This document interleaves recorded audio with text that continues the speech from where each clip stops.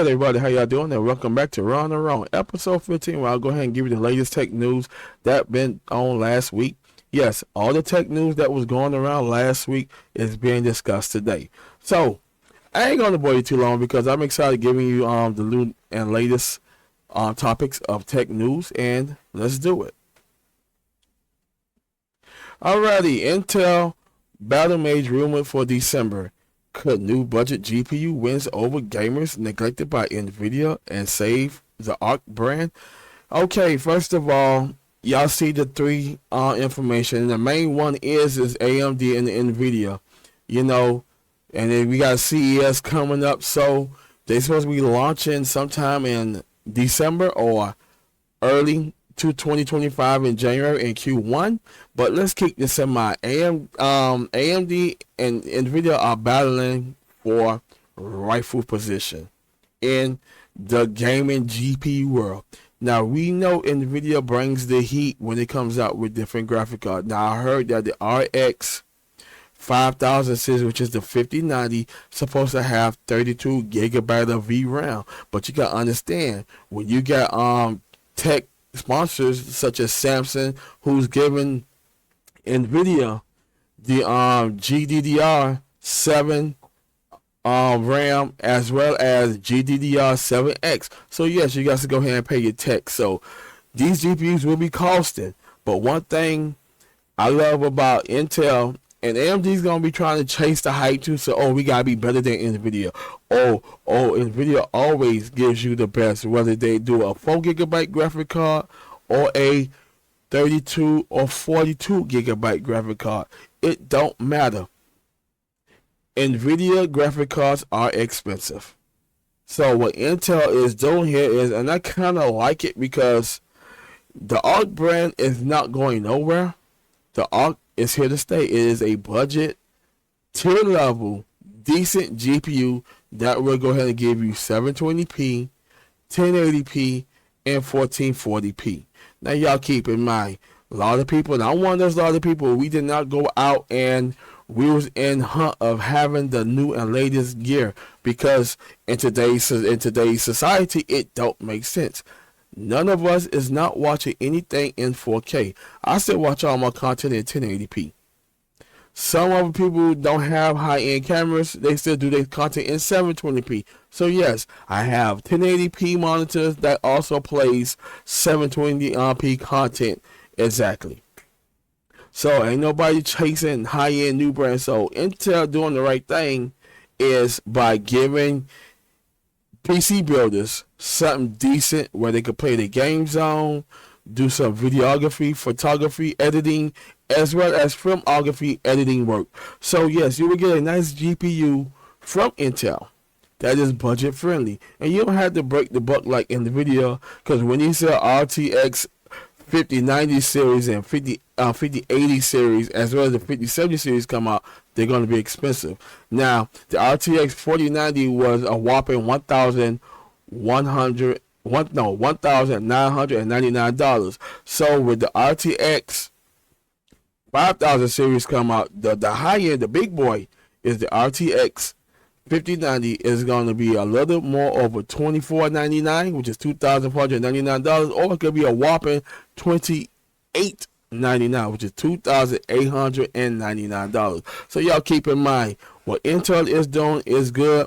The thing is that when people test it, they test it on the wrong level. Just test it at 1080p and 720p, because 80% of us did not really focus on upgrading our monitors to high-end 4K monitors with a high-end 380 to 500 hertz refresh rate. Some of them go that high because we have 8K around the corner as well too. So yes, we have 8K monitors as well too, but they are expensive. Ain't nobody spending $500 to $2,999 on the monitor. So what Intel is doing is giving you a brand that will be around for a long time, and we all can appreciate it.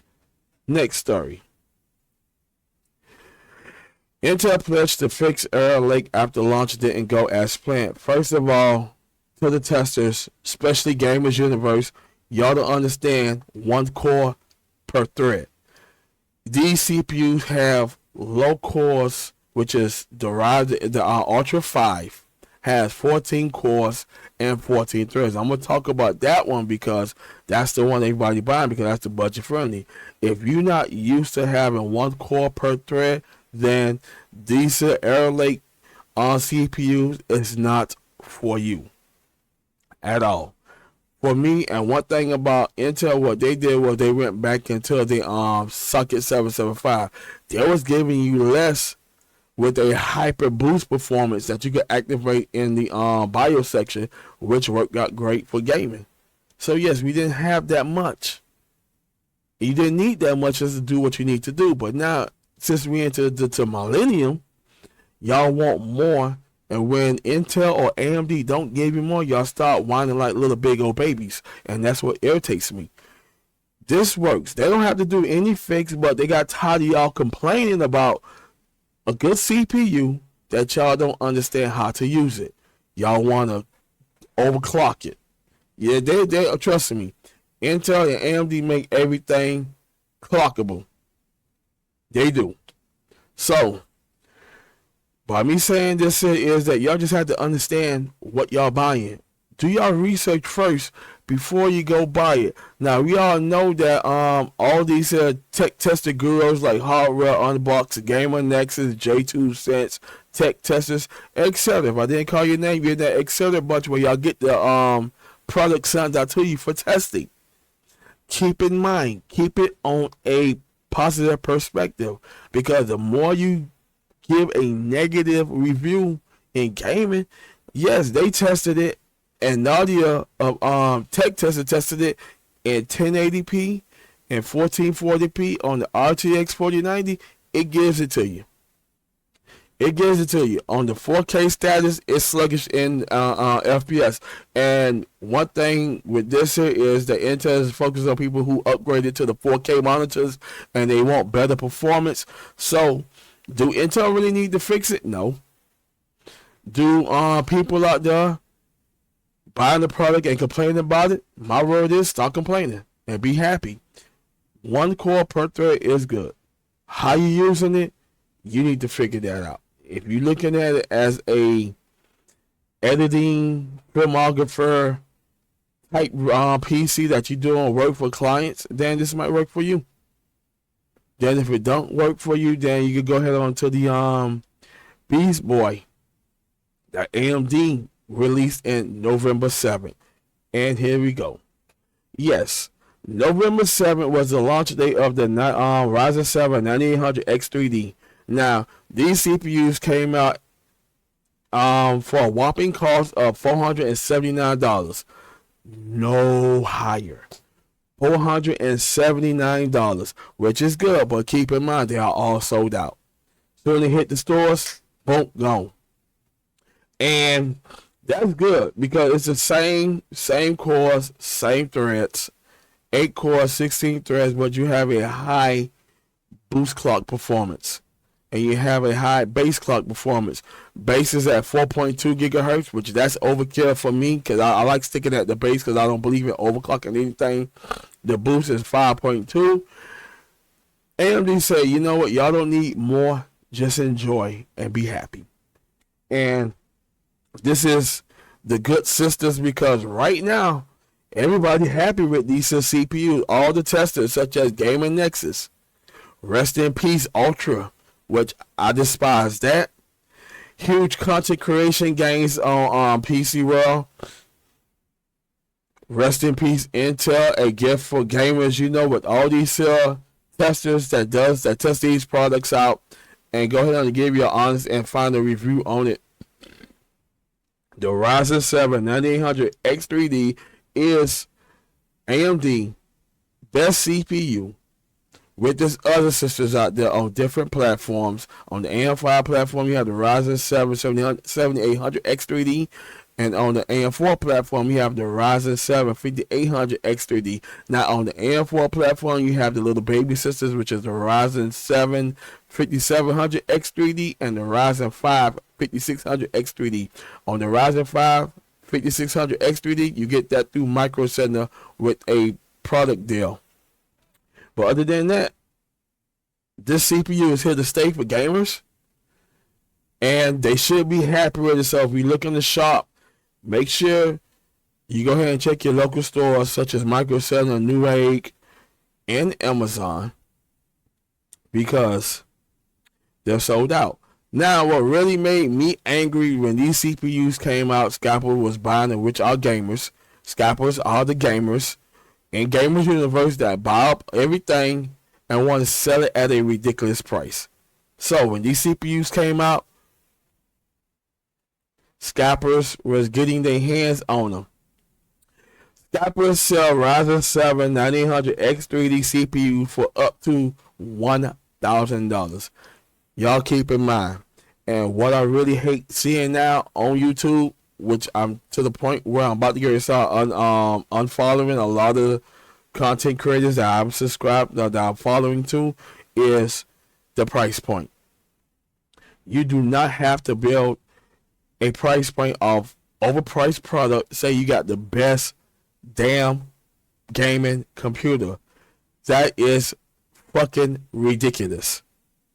Yes, I said the fucking word. It is fucking ridiculous, and I'm tired of hearing that. You can build your best damn PC off on a budget. Now, keep in mind, if you're going for the RTX 4090, just keep in mind, that is a $2,000 graphic card, because that is the best graphic card that can handle these 4K monitors and give you the best damn refresh rate that you need. But keep in mind and stay away from scalpers, because they are scalping these at a very high price. Some of them found on eBay going for $1,000. Some of them found on Amazon, which I'm getting to that now, going for $699 to $738.88. That is about $200 to $300 to $400 overpriced. And it gets ridiculous.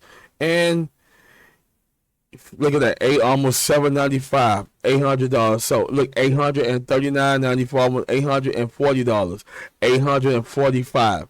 So that's right, yeah, I'm calling y'all scalpers out, because I am getting so fucking tired of seeing product being scalped and people can't buy them. So Gamers Universe, who's doing this? Stay away from new hardware.